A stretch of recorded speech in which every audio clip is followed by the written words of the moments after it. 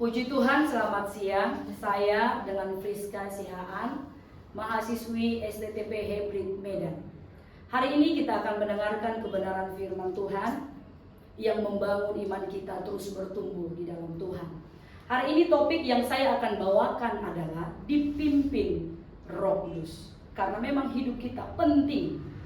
Bagaimana hidup kita serahkan supaya Roh Kudus yang menjadi pemimpin dan membawa kita kepada seluruh kepenuhan Allah dan memimpin kita hidup dalam kebenaran.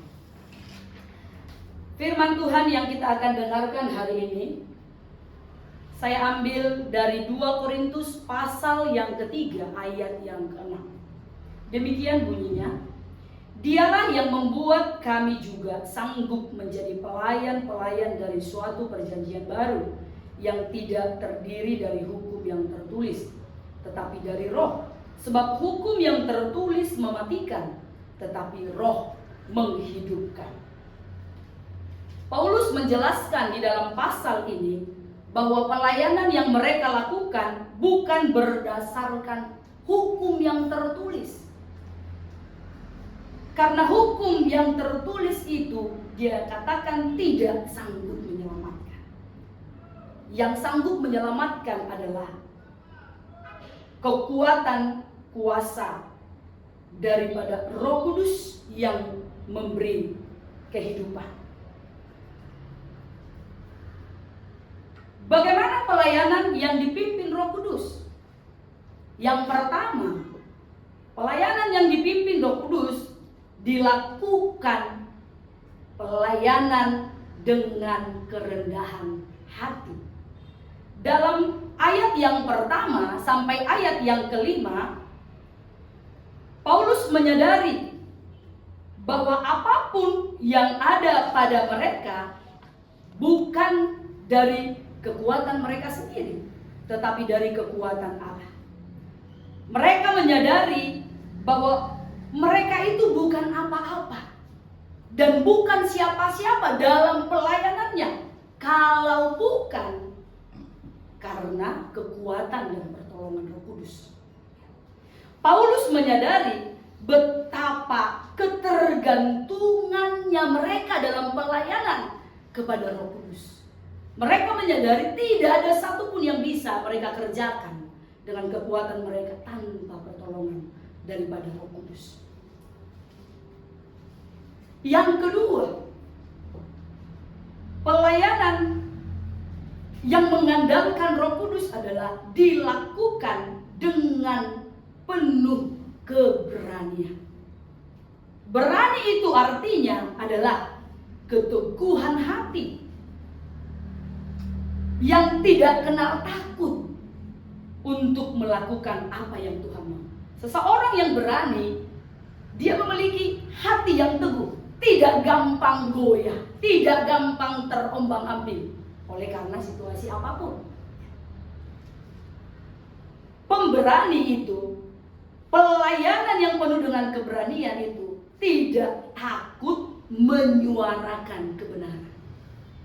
Meski dia di hadapan orang yang mungkin terhormat, ya, orang yang mungkin kaya, tetapi seorang yang dipenuhi dengan Roh Kudus, yang memiliki keberanian, dia tidak pernah takut menyuarakan kebenaran dimanapun dia berada.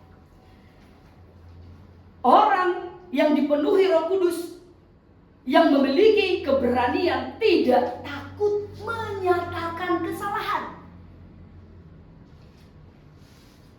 Walaupun siapapun itu orangnya, dimanapun berada, dia tidak akan tenang ketika melihat ketidakbenaran terjadi. Pelayanan yang penuh keberanian, hatinya akan terganggu ketika dia melihat ketidakbenaran itu terjadi. Berani melakukan perkara-perkara besar. Kenapa? Karena kita tahu Tuhan yang kita layani adalah Tuhan yang besar. Karena kita melayani Tuhan yang besar, mari jangan takut untuk berpikir, untuk mencoba perkara-perkara yang besar. Karena kita tahu ada Roh Kudus yang akan memberi kita kesanggupan, kekuatan, bukan dari diri kita, tapi dari Tuhan melalui pertolongan Roh Kudus. Melakukan hal besar yang tampaknya sulit, penuh tantangan, penuh resiko. Tetapi ketika kita mau melakukannya dengan iman dan percaya pada Tuhan, di sana pasti terjadi sesuatu yang besar.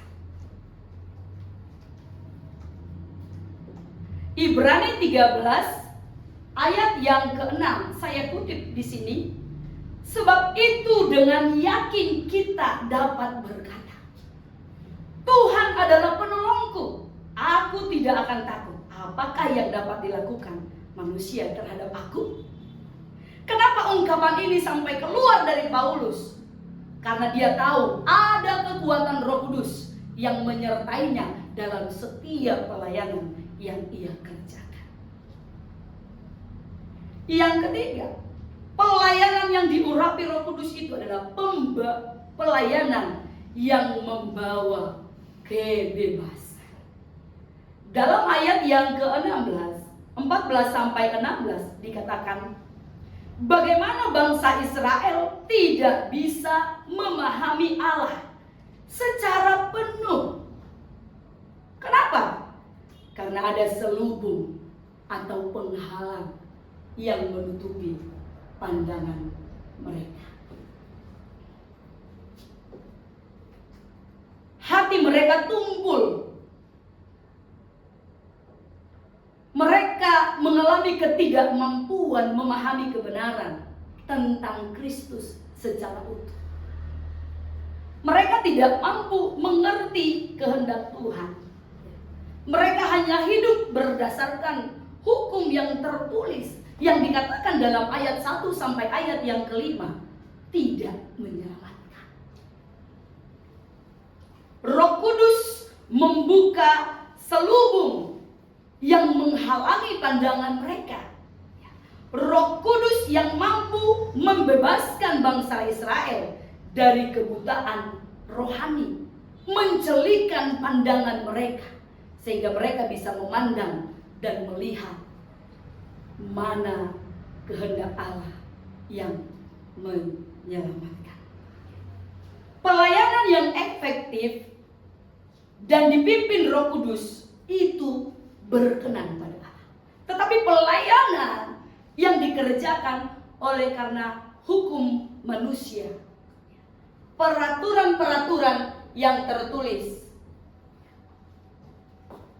sering sekali membawakan hanya keinginan dirinya sendiri. Sering sekali kita temukan di sana ada hal-hal yang tidak sesuai dengan kehendak dan kebenaran Tuhan. Pelayanan itu bukan hasil karya kita. Pelayanan itu bukan sebuah prestasi. Tetapi pelayanan adalah kasih karunia yang diberikan oleh Tuhan. Kita kerjakan, kita kelola. Mari kita melayani Tuhan dengan mengandalkan kekuatan Roh Kudus. Sebab pekerjaan yang kita kerjakan bukan pekerjaan manusia, tapi pekerjaan yang kita lakukan adalah pekerjaan Tuhan. Karena pekerjaan yang kita lakukan adalah pekerjaan Tuhan, maka tidak ada kekuatan yang bisa menolong kita selain daripada kekuatan yang bersumber dari Roh Kudus. Roh Kudus memberi kita keberanian sehingga kita tidak menyerah terhadap segala kesukaran yang mencoba merintangi jalan kita untuk kita maju. Tetapi Roh Kudus akan memberi kita kesanggupan, kekuatan untuk pantang menyerah terhadap kesukaran. Demi apa? Demi nama Tuhan dimuliakan. Yang membawa kebebasan dan pemulihan, kemenangan dalam kehidupan kita setiap yang melayani Tuhan dan orang-orang yang kita layani. Dalam 2 Korintus pasal yang ketiga ayat 17 dikatakan, sebab Tuhan adalah roh. Di mana ada roh, di situ ada kemerdekaan. Puji Tuhan, hari ini saya membawa sesuatu untuk bisa lebih memberi kita pengertian. Ini adalah balon. Balon ini kosong. Dia memang tampak besar, tapi dia kosong. Beginilah kita dalam melayani Tuhan. Saya umpamakan dengan balon yang kosong ini, tidak mengandalkan Roh Kudus, walau kelihatan besar. Tapi apa yang terjadi ketika kesulitan itu datang? Balon itu pecah, tidak bertahan. Tapi pelayanan yang disertai dengan Roh Kudus, lihat di dalam ada air. Saya umpamakan Roh Kudus ini adalah air. Ini adalah hidup kita yang melayani Tuhan. Ada banyak tantangan, ada banyak rintangan, ada banyak masalah. Tujuannya apa? Menghambat kita untuk terus maju. Tetapi ketika kita memiliki Roh Kudus, di sana ada kekuatan Allah. Puji Tuhan. Tuhan Yesus memberkati kita. Haleluya.